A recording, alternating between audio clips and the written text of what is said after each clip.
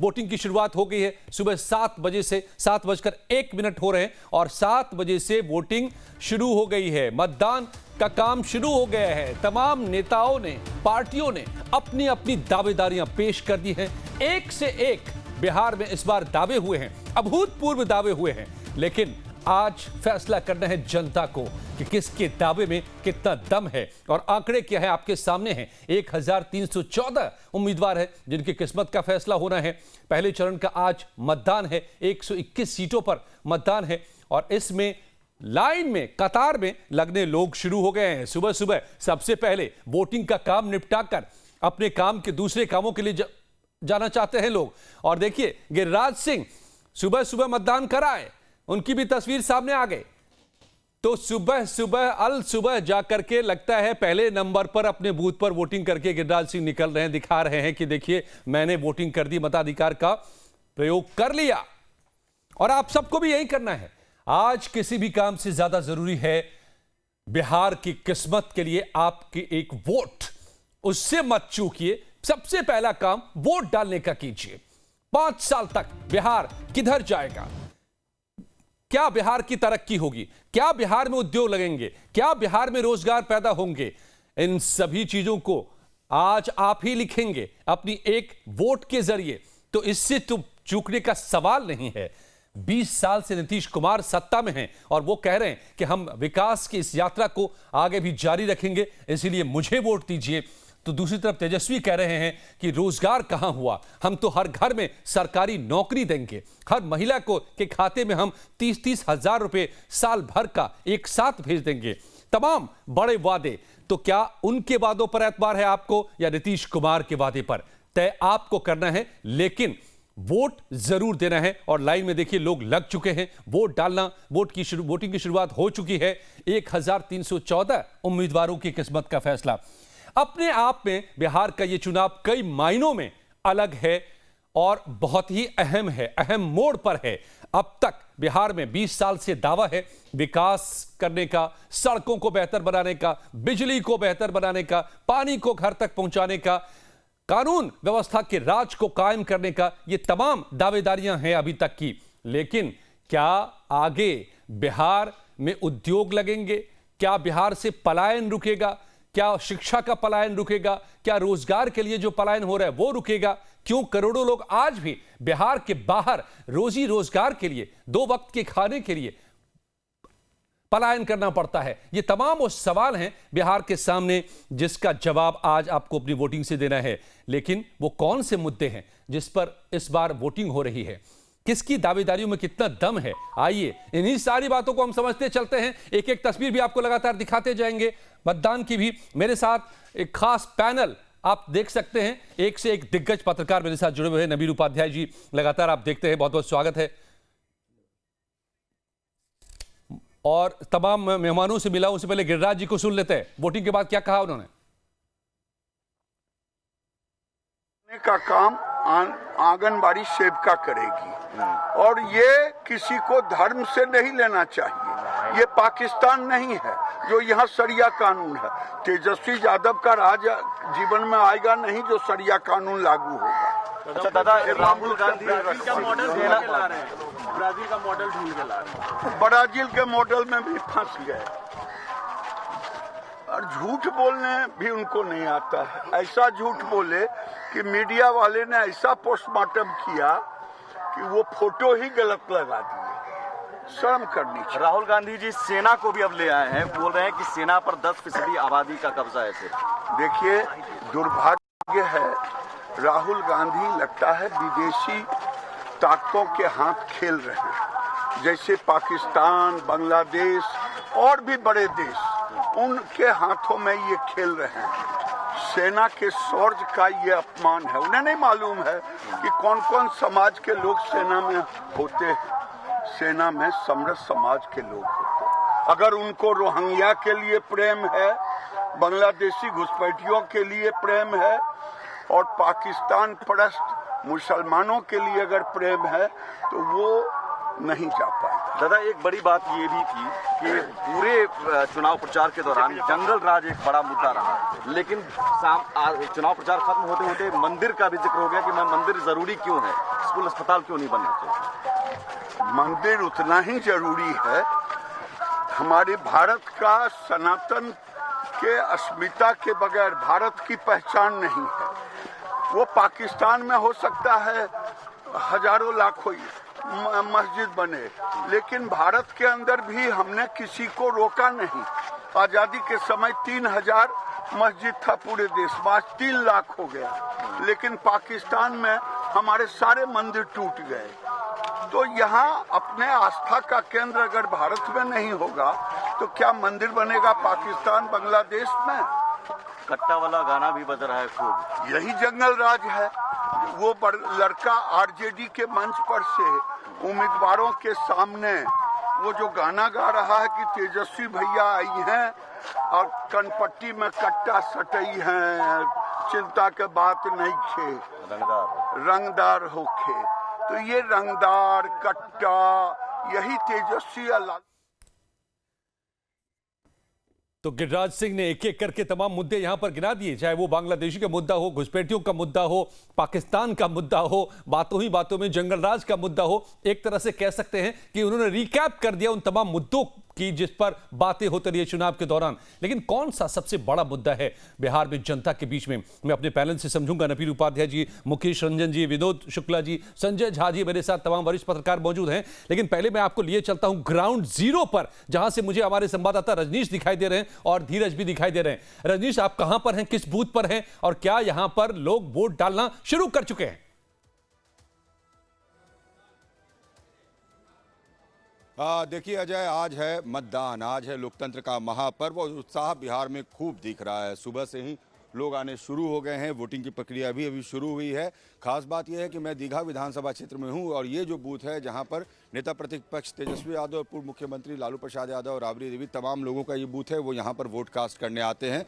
तो इंतजार उनके आने का भी होगा, उनकी बातों का भी होगा। आज के दिन वो क्या कहते हैं, किस तरीके से अपने मतदाताओं से अपील करते हैं। लेकिन ये क्षेत्र सबसे बड़ा दीघा विधानसभा क्षेत्र जो है बिहार के 243 विधानसभा क्षेत्र में सबसे बड़ा विधानसभा क्षेत्र है और यहाँ पर इस बार मुकाबला भी बहुत दिलचस्प है, क्योंकि यहाँ पर लेफ्ट ने, CPI-ML ने अपने कैंडिडेट को खड़ा किया है, जनसुराज के कैंडिडेट है, और संजीव चौरसिया जो कई बार के विधायक है इस क्षेत्र से, वो बीजेपी की ओर से है।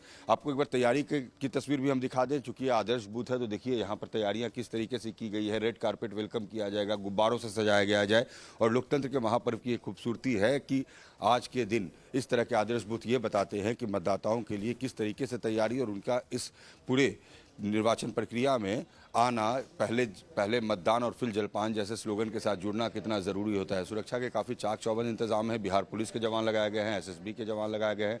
जो वोटर्स हैं वो यहाँ पर आके खड़ी हो गई हैं। देखिए यहाँ पर जो सेल्फ हेल्प ग्रुप है वो उनसे जुड़ी हुई महिलाएं भी यहाँ पर हैं, फर्स्ट टाइम वोटर हैं, वो यहाँ पर पहुँची हुई हैं, सब कोई वोट देने पहुँचे हैं। जब वोट देकर निकलेंगे तो इनसे हम बात भी करेंगे। तमाम लोग क्यू में इस बार मौजूद हैं और ये जो पूरी तस्वीर है वो बता रही है कि किस तरीके से बिहार में इस बार काफ़ी रोचक मुकाबला भी है और तैयारी भी काफ़ी दिलचस्प है। तो ऐसे में जब देखना होगा कि आज किस तरीके का रुझान मिलता है, मतदाता कितनी बड़ी संख्या में बाहर निकलते हैं, कितना वोट कास्ट करते हैं।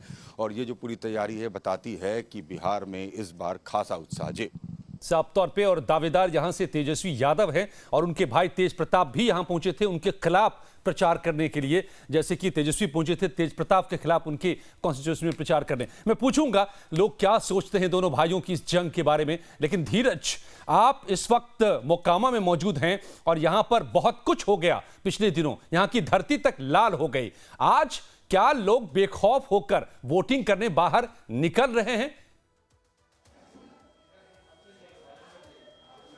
बिल्कुल बिल्कुल अजय, आपको तस्वीरों में सबसे पहले दिखाना चाहेंगे कि जो मतदाताओं का उत्साह है वो अपने चरम पर है और तमाम जो मतदाता हैं वो 7 बजे से पहले ही यहाँ पर लाइन लगाकर अपने मताधिकार करने का जो उनकी बारी है उसका इंतजार कर रहे थे। और जो पहला वोट है वो भी यहाँ पर पड़ चुका है और जो अम्मा अभी यहाँ पर मतदान कर रही थी और जैसे ही उन्होंने अपने मताधिकार का प्रयोग किया तो उनके चेहरे में एक अलग प्रकार की हंसी और मुस्कुराहट सामने नजर आई और उन्होंने मतदान किया और उन्होंने कहा कि उन्हें काफ़ी खुशी है। तस्वीरों में भी आपको दिखाना चाहेंगे कि जो तमाम सारे जो मतदाता हैं, महिला वोटर्स हैं, जो पुरुष वोटर्स हैं, वो यहाँ पर लगे अपनी बारी आने का इंतज़ार कर रहे हैं। आपको तस्वीरों में दिखाना चाहेंगे, एक सीनियर सिटीजन्स भी यहाँ पर बैठे हुए हैं और तमाम सारे जो लोग हैं वो अपने वोटर कार्ड और जो मतदाता पर्ची है उसको लिए हुए हैं। और यहाँ पर तमाम जो महिला वोटर्स हैं वो भी यहाँ मौजूद है, कुछ बात करके जाने की कोशिश करेंगे।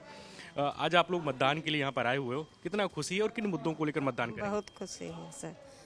आपके क्षेत्र में डेवलपमेंट हुआ है हाँ जी, तो किन मुद्दों को लेकर आज मतदान करेंगे? सरकार के आगे बढ़ाने के लिए सबके। कुछ और वोटर्स हैं, अब तस्वीरों में आपको दिखाना चाहेंगे, एक अम्मा और मतदान करके आई हैं। अम्मा, आपने मतदान किया है, क्या कहना चाहेंगे? बहुत बढ़िया है, खूब खुशी है। खुशी है। ठीक है, तो ये धीरज एक सवाल आज बनता है यहाँ पर।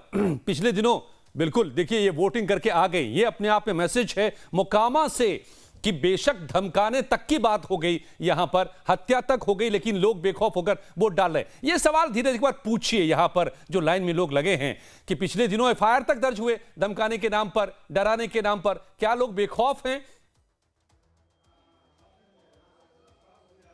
मतदान को लेकर आप लोगों में किसी प्रकार का डर तो नहीं है? नहीं, कुछ डर नहीं है। कुछ लोग कह रहे थे कि मोकामा में लोग डरे हुए हैं, धमका रहे नहीं है, नहीं बेखौफ होकर मतदान कर रहे हैं। नहीं, कुछ डर का है रहेगा, बहुत खुशी है मुकामा। जी बिल्कुल अजय, आपने सुना कि डर किस बात का, हमें बहुत खुशी है और हम बिना डरे हम अपने मताधिकार का प्रयोग कर रहे हैं। कुछ और लोग उनसे बात करके जाने की कोशिश करेंगे। अम्मा, कुछ दिनों पहले मोकामा में तमाम तरीके की चीज़ें हो रही थी, यहाँ पर एक दुलार चंद यादव का मर्डर भी हुआ था, आनंद सिंह गिरफ्तार भी हुए, किसी प्रकार का डर या कुछ खौफ है? आप लोग सुबह से लाइन पे लगे हुए हैं? नहीं, कोई तरह का डर नहीं, कुछ किसी प्रकार का डर नहीं है। अब बहुत अच्छा है, मतदान को लेकर खूब उत्साह है। हाँ, बहुत अच्छा है। ठीक है, तो मतदान को लेकर खूब उत्साह है। आपने सुना अजय कि तमाम मतदाता हैं, महिला वोटर्स हैं जिनकी एक लंबी लाइन यहाँ पर लग चुकी है और जो पुरुष वोटर्स हैं उनकी भी लाइन लगी हुई है और अपनी बारी आने का इंतजार कर रहे हैं। मोकामा को लेकर तमाम तरीके की चर्चाएं हो रही थी। दो बाहुबली यहाँ आमने सामने चुनाव लड़ रहे हैं। पहले था कि यहाँ पर डर का माहौल है, कैसे मतदान होगा? उल्टा कोई बात नहीं है, डर का माहौल नहीं है, मतदान ठीक रहेगा। किन मुद्दों को लेकर आप लोग मतदान कर रहे हैं? लोग तो विकास को लेकर कर रहे हैं। विकास हुआ है मोकामा में? हुआ है और होने की जरूरत है। और होने की जरूरत है। भैया, आप क्या कहेंगे? अपनी बारी आने का इंतजार करें, कितना उत्साह है मतदान को लेकर? बहुत उत्साह है। कोई डर नहीं, कोई डर नहीं, कोई डर नहीं है। वो बाहुबली यहाँ पर चुनाव लड़ रहे हैं, एक तो फिलहाल अभी जेल में है दुलारचंद मर्डर केस को लेकर। वो जो है कानून अपना जो काम कर रहा है वो अपना है, हम लोग के अपना मतदान देना है, अपना मतदान देना है, विकास पुरुष को चुनना है, तो यही विकास के नाम पे वोट देंगे। वो क्या बाहुबली है, कौन जेल गया, इससे क्या लेना देना? हाँ, यही लोकतंत्र की खूबसूरती। निर्भीक होकर वोट दे रहे हैं, देख रहे हैं लाइन लगा हुआ आ रहे हैं, देंगे, अपना विकास पुरुष को चुनेंगे। ठीक है, आपने अजय सुना आपने कि कोई डर नहीं, कोई खौफ नहीं, अपने विकास पुरुष को चुनने का काम करेंगे। आप देखिए कि जो मतदाताओं की लाइन है, वो कतार है, वो बढ़ती चली जा रही है और लोगों में काफी उत्साह है। कुछ युवा भी हैं, उनसे भी बात करके जाने की कोशिश करेंगे। मतदान करने के लिए आप लोग आए हुए हैं सुबह से ही, जलपान हुआ है? अभी नहीं, कुछ नहीं हुआ। सबसे पहले मतदान? हाँ, 4 बजे सुबह उठ गए थे कि जो वोट करने डालना है, इसलिए आ चुके सबसे पहले। युवा हैं वो खास करके मोकामा के, क्या सोच रहे हैं आपकी बात? इस बार जो सोचे हैं बस रिजल्ट के दिन पता लग जाएगा, सब कुछ कैमरे पे। मुद्दों को लेकर चुनाव मतलब आप लोग मतदान कर रहे हैं? बस जो हमारे रोजगार पे ध्यान देगा, है कि नहीं, जो मोकामा के विकास पे ध्यान देगा, बस यही है। जो हमारे मोकामा पर ध्यान देगा, जो यहाँ के विकास पर ध्यान देगा, उसको चुनने का काम। लौटेंगे हम आपके पास। आप जो बात कर रहे हैं धीरज, वो बातें बहुत दूर तक जा रही हैं। इस वक्त मोकामा की जो तस्वीर सामने आ रही है, जो लाइनें, जो कतार यहाँ पर दिखाई दे रही है वोटर्स की, और जो बातें वो आपको बता रहे हैं, उसके बड़े मायने हैं। हम समझेंगे अपने मेहमानों से। इससे पहले एक बड़ी खबर भी आ रही है, वो आपको बताते चले। बिहार में मतदान पर पीएम मोदी ने अपील कर दी है, लोगों से मतदान करने की अपील की है। बड़ी जानकारी इस वक्त उभर के सामने आ रही है। कहा है कि आज लोकतंत्र के उत्सव का पहला चरण, पूरे उत्साह के साथ सभी मतदान करें। पहली बार वोटर्स को मेरी बधाई। बिहार में आज लोकतंत्र के उत्सव का पहला चरण है। बिहार चुनावों में इस दौर के सभी मतदाताओं से मेरा आग्रह कि वो पूरे उत्साह के साथ मतदान करें। इस मौके पर पहली बार वोट डाले जा रहे राज्य के अपने सभी युवा साथियों को मेरी विशेष बधाई। याद रखना है, पहले मतदान फिर जलपान। पीएम मोदी की अपील वोटर्स से वोट डालने की। और आइए अब अपने मेहमानों का रुख करते हैं। नवीन जी, मैं आपसे शुरुआत करता हूं। लगातार आपसे चर्चा होती रही है और यहां पर आप चर्चा करते रहे। बड़ी तस्वीर मुझे लगता है इस वक्त की मोकामा से आ रही है, क्योंकि यहाँ पर क्या कुछ हुआ पिछले दिनों मुझे दोहराने की जरूरत नहीं है, लेकिन यहाँ की कतार बता रही है कि भले जिसको जो करना हो, लोग अपना काम करेंगे और अपना वोट डालेंगे, उनके अंदर किसी का कोई खौफ नहीं। बातें हो रही थी कि क्या लोग बेखौफ होकर यहाँ वोट डाल भी पाएंगे। देखिए, मोकामा का जो इलेक्शन है वो दोनों इस तरीके से पोलराइज है, वो दोनों तरफ बाहुबली है।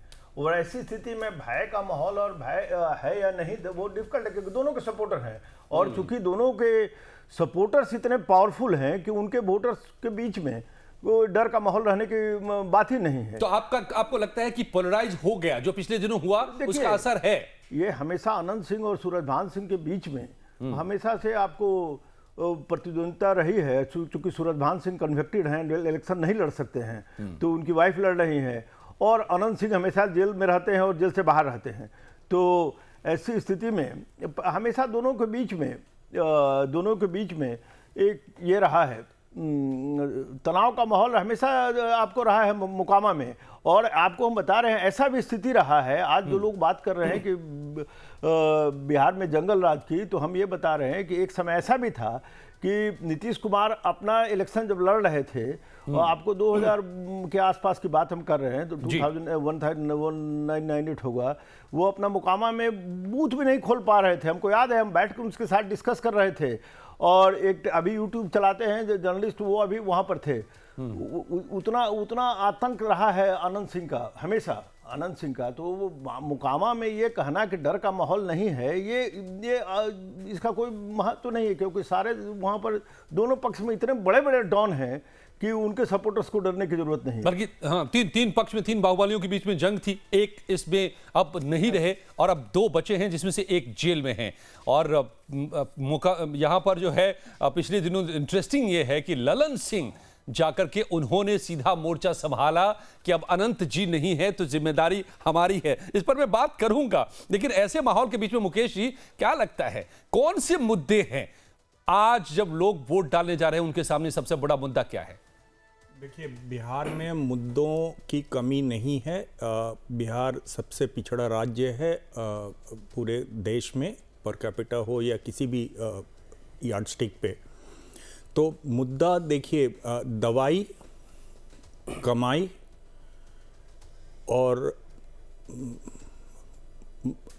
कमाई इस तरह की चीज़ें हैं। हर चीज़ के लिए लोगों को राज्य से बाहर जाना पड़ता है। तो ये जो पलायन था, ये बड़ा मुद्दा था जिसको जनसुराज ने बड़े अच्छे तरीके से उठाया था। और इस पलायन को रोकने में ना 15 साल के आरजेडी के राज्य में इसमें कुछ काम हुआ, और ना कि नीतीश कुमार के 20 साल के पूरे कार्यकाल में कुछ हुआ। तो मुद्दा पलायन का है। उसके बाद जो मुद्दे हैं वो है बिहार के अंदर रोजगार का। और मुझे लगता है कि जो बिहार में एक इमोशन है, जो एक भावना जुड़ा हुआ है सरकारी नौकरी का। अब तेजस्वी यादव ने प्रॉमिस तो कर दिया है, क्या वो उतने रोजगार दे पाएंगे नहीं दे पाएंगे, उस पर बहुत सारी बहस हुई चुनाव प्रचार के दौरान। लेकिन एक चीज बहुत क्लियर उभर के आया कि जी आप बात पूरी करेंगे, लेकिन ये तस्वीर जो है ये भी खास है। मंगल पांडे जी इस वक्त वोटिंग कर रहे हैं, कद्दावर नेता हैं बिहार में, हालांकि उनके ऊपर पिछले दिनों कुछ आरोप भी लगे, तो इस वक्त बहुत ज़्यादा मुखर नहीं इस चुनाव में नजर आए हैं, लेकिन उन्होंने बीजेपी को भी संभाला है और अहम पदों पर रहे हैं। अपना वोट डालने पहुंच गए यहाँ पर, और क्या दिखा रहे हैं तस्वीर में, और ये नितिन नवीन को सुन लेते हैं।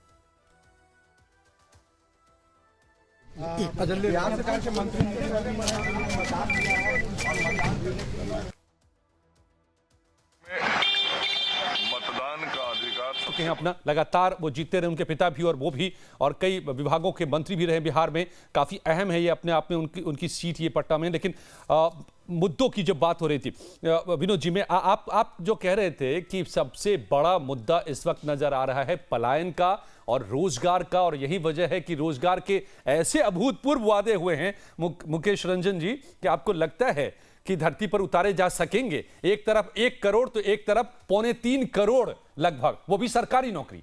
हाँ, तो मैं जो कह रहा था कि जो सरकारी नौकरी है वो बिहार के लिए, क्योंकि वहाँ पे कोई कल कारखाना या उद्योग और इस तरह कैसे देख रहे हैं, क्योंकि आपको बिहार चुनाव का इनपुट आ रहा होगा, आज बहुत महत्वपूर्ण दिन है।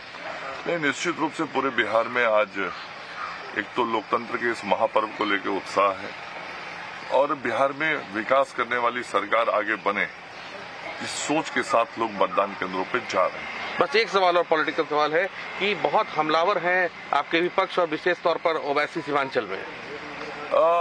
देखिए, विपक्ष तो हमेशा विरोधी करता है या अपने मुद्दे उठाता है जी। जनता अपना मुद्दा देखती है। लोकतंत्र में जनता मालिक होती है और जनता अपना हित देखती है कि किसमें समाज का हित है, राष्ट्र का हित है और राष्ट्र का विकास और राज्य का विकास किसमें। तो जनता का निर्णय ही सर्वोपरि होता है, इसलिए कोई राजनीतिक दल अपनी बातों को रखता होगा, अंततः लोकतंत्र में जीत बहुमत की होती है। चलिए, शुक्रिया सर। बस एक सर कितने कॉन्फिडेंट है ये मंगल पांडे पूरा कॉन्फिडेंस जो है वो जनता का होता है लोग, और जनता जो है आज पूरी तरीके से बिहार में फिर से एक बार विकास करने वाली सरकार बनाने के लिए मतदान केंद्रों तक पहुंच रही है। सर ये आज के दिन पोलिंग है और आज कल ही के दिन राहुल गांधी ने हरियाणा पे किया प्रेस कॉन्फ्रेंस, उसे कैसे नहीं, देखिए किसी दूसरे राज्य के संदर्भ में कोई टिप्पणी करना, बिहार की जनता, इलेक्शन के टाइम पे ऐसा करना, बिहार की जनता। मैं संजय झा जी आपसे ये अब आगे बढ़ाता हूं बात को। सबसे बड़ा मुद्दा क्या आपको भी लगता है कि रोजगार ही है इस वक्त बिहार में? पलायन को रोकना और रोजगार देना, और जो वादे हुए हैं आपको पूरे होते नजर आते हैं? कोई भी खेमा आ जाए सत्ता में, 1 करोड़ या 2.25 करोड़, 2.5-3 करोड़, नहीं, ये संभव नहीं दिखता है। बिहार का जो पैटर्न है, जो हम लोगों ने खूब देखा है 25-30 सालों से, बिहार में कुछ नौकरियां सरकार में मिलती हैं। सरकार हमेशा पुलिस कांस्टेबल और कुछ थोड़े पदाधिकारी की भर्ती हर साल कर लेती है। स्कूल में टीचर्स की भर्ती होती है। अगर हर इस तरह के सारे महकमे में क्लर्क्स, टीचर्स, पुलिसमैन सभी में कुछ लाखों की भी भर्ती होती रहे तो वो 10-20-25 लाख जाते जाते वो अधिकतम पर पहुंचेगी। तो जो ट्रेंड 90s से 2025 तक है उसमें कुछ अभूतपूर्व इजाफा हो जाएगा। वो इजाफा भर्ती में 25 गुना बढ़ जाएगा। ये कहीं से होता हुआ नहीं दिख रहा है। कहीं से बिहार में कोई इंडस्ट्री अभी तक नहीं शुरू हो पाई है अच्छे स्केल पर कि सारे यूथ को ऑब्जर्व कर ले। और बिहार का जो ट्रेंड 90s से 2025 तक है, कहीं न कहीं चाहे वो महाराष्ट्र जाते हों या गुजरात जाते हों या दिल्ली पंजाब में भी बिहार की पॉपुलेशन है, वो एक ट्रेंड आज तक नहीं रुका है। दावे बड़े हों और बड़ी पार्टियों से हों, उससे बात नहीं बनती है। जब कुछ होगा, ये ट्रेंड आउटवर्ड फ्लो का रुकेगा, तब माना जाएगा। अभी इन दावों में कोई दम नहीं है। नजर आता है। इंपॉर्टेंट चीज क्या है कि जो थोड़ी एम्पावरमेंट जो अभी रिसेंट शुरू हुई है 2015 के बाद, वो है कि एक्सट्रीम बैकवर्ड क्लास जो है वो एक बड़ा वर्ग है, वो मुखर होता जा रहा है, एम्पावर्ड हुआ है। उसके लोग गांव में प्रधान मुखिया बने हैं, उसके लोग टीचर्स में लग चुके हैं, वो कम्युनिटी एम्पावर हुई है। अब धीरे धीरे में उसका असर दिखेगा। ईबीसी एम्पावरमेंट इस इलेक्शन में और इससे ज्यादा आने वाले आरक्षण का भी वादा कर दिया गया है। आरक्षण का वादा है, लेकिन जितना आरक्षण उन्हें ऑलरेडी मिला है, मान लीजिए 18% ही मिला है मुखिया में, टीचर्स में भी मिला है, तो कुछ लाख भर्तियां टीचर्स की हुई हैं। और मुखिया के इलेक्शन भी होते रहे हैं, 18 में भी हुए हैं, अगले 1 आध साल में फिर हो जाने हैं। तो एम्पावरमेंट ऑफ एक्सट्रीमली बैकवर्ड्स वो एक नया है। आप जो दरभंगा रीजन में मुकेश सहनी को देखते हैं, आप जो हम पार्टी को देखते हैं, एक जो एम्पावरमेंट ऑफ ईबीसी है, ये इस इलेक्शन को और आने वाले इलेक्शन को बिहार में अच्छा खासा इम्पैक्ट करेगा। और वो तो करता दिख रहा है कि जब तक उप मुख्यमंत्री पद के लिए घोषणा नहीं हो गई उनके नाम की, तब तक आगे नहीं एक्सट्रीम बैकवर्ड एम्पावरमेंट अब स्पष्ट तौर पे बिहार में दिखने लगा है। ठीक है विनोद जी। नहीं, देखिए जो विषय हैं चुनाव के, अगर उनकी बात करें तो उसमें एम्प्लॉयमेंट तो हमेशा से मुद्दा रहता है, लेकिन डेवलपमेंट भी बड़ा मसला है। अब इसमें दो चीज़ें हैं। एक तो ये कि एक सपोर्ट बेस है दोनों खेमे का, तो वो अपने हिसाब से वोट करेगा। एक डेवलपमेंट की बात करेगा जो एनडीए वाला खेमा है, महागठबंधन वाला खेमा है, वो बात करेगा कि एम्प्लॉयमेंट नहीं हुआ है। अब इसमें भी अगर डेवलपमेंट की बात करें तो बहुत सारे कम से कम इंफ्रास्ट्रक्चर के लेवल पर डेवलपमेंट बहुत हुआ है बिहार में, जो विजिबल है। आप अगर बिहार टूर कीजिएगा, जाइएगा, देखिएगा, कम से कम सड़कें बेहतर हुई हैं, फ्लाईओवर्स बने हैं, ये सारी चीज़ें हुई हैं। एम्प्लॉयमेंट को लेकर के थोड़े इश्यूज़ हैं, और एम्प्लॉयमेंट से ही जुड़ा हुआ है जिसको पलायन बोलते हैं। पलायन रुका नहीं है, लेकिन कम हुआ है। कम से कम इसके विजिबल आपको डाटा या विजिबल चीज़ें आपको बिहार जाने पर आपको दिख जाएगी। अब पलायन को लेकर के जो कारण है, उसमें सबसे बड़ा कारण था लॉ एंड ऑर्डर का। उस पर थोड़ा बहुत निश्चित रूप से उसका प्रभाव पड़ा है। एक बात ये है। दूसरा ये कि जो एम्प्लॉयमेंट को लेकर के बातें हुई हैं, अगर ये ईबीसी की बात जो संजय जी कह रहे थे कि उनको एम्पावर किया गया है, और अगर मुखिया बन रहे हैं, उनकी कम्युनिटी के लोग हैं, तो वो अपने आसपास के लोगों को भी बहुत सारे ऐसे अनऑर्गेनाइज सेक्टर में एम्प्लॉयमेंट देंगे। तो ये सारी चीज़ें हैं जो एम्प्लॉयमेंट को लेकर के इम्पैक्ट कर रही हैं। बिहार में ये चीज़ें विजिबल दिख रही हैं। एक छोटी सी बात और मैं कह दूं, ये पलायन को लेकर के जो बिहार में बड़ा फसाड किया जाता है, ये केवल बिहार की प्रॉब्लम नहीं। ये कहा जाता है कि बिहार में सबसे ज़्यादा पलायन होता है। बिहार जितना ही पलायन वेस्ट बंगाल में होता है, लेकिन वेस्ट बंगाल में उस नैरेटिव को उस तरह से नहीं ब्लो अप किया जाता है जैसा बिहार में किया जाता है। और इसकी इंटरेस्टिंग है, ये बात सही है। मैं लौटता हूं आपके पास में। कुछ ही लम्हों के लिए हमें यहां पर रुकना होगा, लेकिन बड़ा मुद्दा यह है कि क्या वाकई वोटिंग जो इस वक्त बिहार में चल रही है वो डेवलपमेंट के इशू पे, एम्प्लॉयमेंट के इशू पे, या कास्ट के इशू पे? क्योंकि बिसात तो जाति की भी पूरी तरह बिछी है। कुछ ही पलों में, और तस्वीरें भी और ग्राउंड रिपोर्ट भी, हमारे संवाददाता भी जुड़े हुए हैं। बने रहिए हमारे साथ। अब तक नीतीश कुमार जी की घोषणा जो है नहीं की गई है। पीठ में छुरा भोंका है। 14 जनवरी मकर संक्रांति के दिन माँ बहन मान योजना के तहत 30,000 रुपया हम लोग डालने का काम करेंगे। महागठबंधन कंफ्यूज हो चुका है। उसको लग ही नहीं रहा है कि हम चुनाव जीत पाएंगे। डबल इंजन की नीतीश सरकार की विदाई 14 नवंबर को निश्चित है। हम सभी लोग अभिवादन करें मिथिला की धरती पर। नीतीश जी के 3-4 ब्यूरोक्रेट हैं, वो सरकार चलाते हैं।